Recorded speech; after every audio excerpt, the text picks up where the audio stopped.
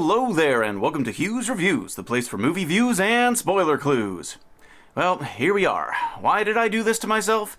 I had every opportunity to go and see the Mr. Rogers biopic A Beautiful Day in the Neighborhood, but I said to myself, everyone else will be talking about that movie. Why not do something unexpected? I mean, why be just another guy talking about Hollywood's nicest guy playing children's television's nicest guy and spend 10 minutes on how nice he was at being nice?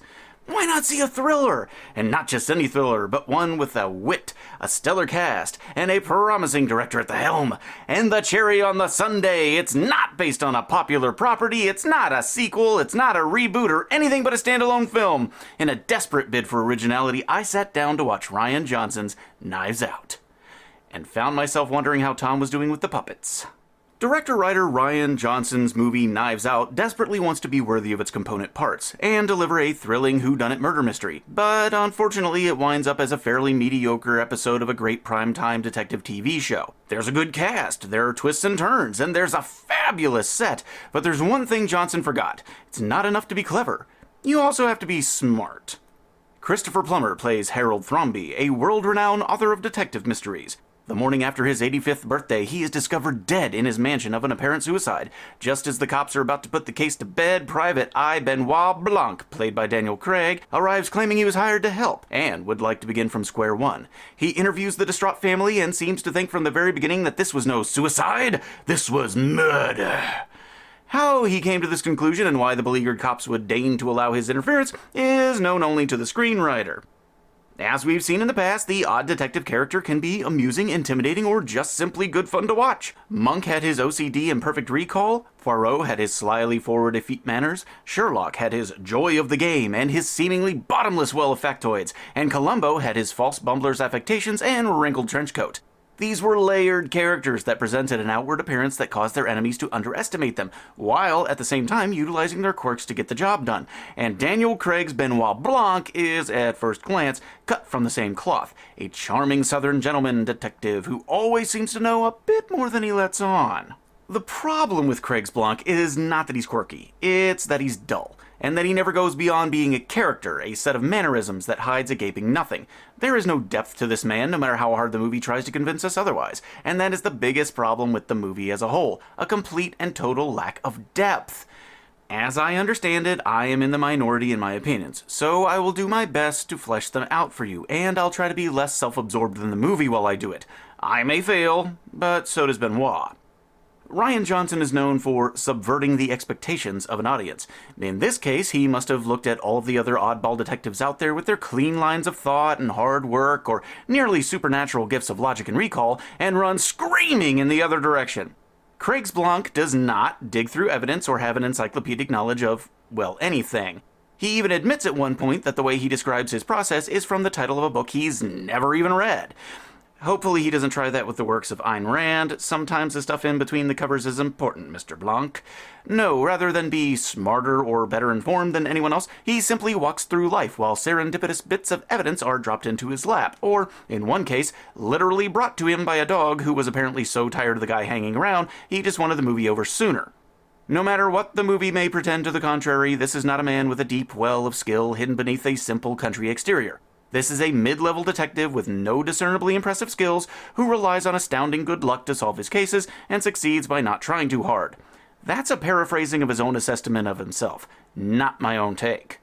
Alas, I have made the mistake of making it sound as though the movie is about Benoit Blanc. I mean, that's an honest mistake since the movie thinks it's about him too. At least until it thinks it's about somebody else. That someone else is Marta, the victim's nurse, friend, sometimes confidant, played by Ana de Armas. Marta is nice, and her family is from South America. That is literally all you need to know about her. In fact, you could about forget the South American angle except for one particular contrivance in the middle, because you know the moment you see her everything you need to know. She's nice. She's so nice, in fact, that a great twist would have been to make her evil at the end of the film, but no such luck. But at least Marta gets something of a semblance of a character. The rest of the people on the screen are simply placeholders for unfinished ideas. For having such an excellent cast portraying the dearly departed's family, Johnson wasted all of them equally.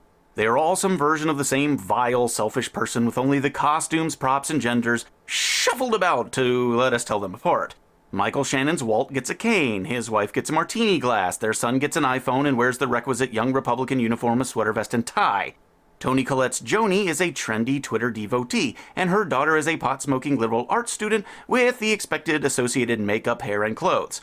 Jamie Lee Curtis's Linda has glasses and cigarettes. Her son Ransom, played by Chris Evans, he drives a nice car. And her kept husband, as portrayed by Don Johnson, just kinda exists. The movie doesn't go any deeper, and neither should you. Well, if you're thinking that maybe these gifted thespians and fresh-faced up-and-comers would lend a bit of life and unexpected dimension to such flat characters, you're gonna be sorely disappointed. Though they bring a certain spirit and effort to their lines, they all wander from scene to scene, acting as they're told, and with great spark. But you get the feeling that as soon as the director yelled cut, they all shut down like androids awaiting a reboot. With the possible exception of Chris Evans, who looked like he was reveling in the chance to play the polar opposite of Captain America, nearly to the point of farce. They all come across as though their skills were outflanking the screenplay. This is good acting and a great setup for them to really play, and they did seem at the odd moment as though they were enjoying themselves. But the layered and convoluted mystery doesn't seem to care. They are toys to be discarded after recess.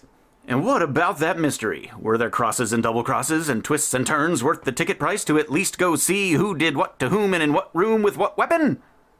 Nope, not really. Not really, no. As I said, Rian Johnson is known for subverting expectations, but the thing he should have remembered is that there's subversion and then there's the abuse of the audience.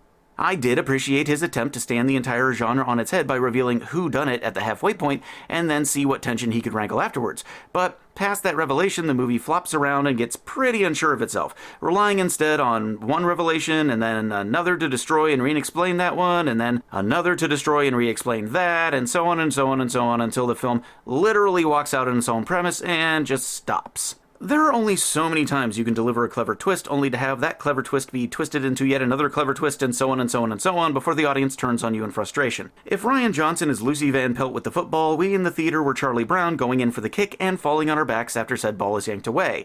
Pull it away once, shame on you. Pull it away 15 times, and you need to rethink your third act. I imagine there were countless moments during the writing process when Johnson proudly patted himself on the back for his genius. Hopefully, the pulled muscles he sustained will be a reminder in the future to not try so hard to be clever and instead master character and structure. Given the general audience reaction to this movie, he will not. I am alone in my cynical dismay, and there will come the inevitable sequel. But what did I like about the movie? Well, the ideas and the characters presented are promising. The cast is nearly perfect, and the set is amazing. Jamie Lee Curtis is the hard-as-nails, no-nonsense businesswoman and devoted daughter. Michael Shannon as the angry and pathetic son with self-worth issues. Chris Evans as the foul-mouthed trust fund baby who doesn't give a damn what anyone thinks as long as he gets his check. And Daniel Craig as the offbeat private eye with a debonair and manner and outsider insight. Sounds great. I'll watch it and buy a second ticket while I'm at it. And that brings me back to the excellent set I mentioned. The house Mr. Thrombey inhabits was so beautiful in its construction, with its sprawling grounds, its polished wooden floors and walls, its hidden doors and dark corners, and its treasure trove of displayed oddities and arcane weaponry, that I could see a truly great thriller taking place in it. Perhaps something on a Broadway stage that eventually makes its way to Hollywood. Maybe something starring these same people with the same basic setup and ideas. And maybe, just maybe, given a second draft by someone else and directed with a little bit more flair. I imagine that movie and I weep for the possibilities left unrealized. This is a case of a truly ambitious screenplay getting in the way of a good movie. The pacing and editing are top-notch, at least when everyone's in the house, but the third act and the final reveal fall apart a bit, especially when you really think for a second about the whodunit in the house. For instance, one person is given an overdose of a drug that was established earlier in the film as taking precisely 10 minutes to kill the victim. But the perpetrator has been shown in another location entirely for at least a half an hour before the victim dies. Is there a clever twist as to how they managed it? Time travel? A TARDIS, perhaps? Nope. The movie just conveniently forgets about the time limit just for that one scene, but remembered it in time for another. At another point, a character can tell from across the room which vial holds said poison, where before they could not. It is a curiosity of movies that skills adhere to a person or flee at the convenience of the plot. Maybe it's just the way my brain works, but if a movie cannot distract me sufficiently from analyzing its logic, then it has failed to really engage me as a viewer. The finale makes and breaks itself in the same sentence. The girl Marta has a quirk I would not dream of revealing, but which came across as lazy toilet humor as opposed to genuine characterization, and the way the end credits, and in fact, one of the officers in the film, reference better works of the same genre, did nothing to help a very valiant but misguided effort. Here I can coin Hugh's movie rule number 2. Never reference a better movie in your lesser one. Gene Siskel once posed the question, is this movie better than a documentary of the same actors having lunch? Knives Out fails the Siskel lunch test for me. But that's okay. Maybe Marta will cough it up when she tries to tell someone the movie is good. Rian Johnson directed the widely praised Brick, which I have not seen, and Last Jedi, which, in spite of a pointless half-hour side quest near the middle, had some genuinely thought-provoking possibilities and gorgeous cinematography. Here, I believed in the characters, but not the plot, and perhaps I should watch it again and give it a second chance and leave logical deduction at the door. One fellow reviewer suggested I drink while watching it in order to get the desired effect. I'll save that for the home release. Maybe I simply see what Johnson could accomplish and am disappointed when he doesn't live up to his ability. He approaches brilliance and deserves more projects. Maybe one day the stars will align and he will deliver the magnum opus I believe he's capable of. Knives Out just didn't it. And that is it tonight for Hugh's Reviews. Right now you can stream some of your favorite episodes on SoundCloud. Just search for Hugh's Reviews. As always, I would like to thank Moons of Vega Photography, the Central PA Computer Nerd, and WXPI Radio of Williamsport for their continued support. Please drop me a line with your thoughts about tonight's movie and any requests for future reviews. As always, happy viewing!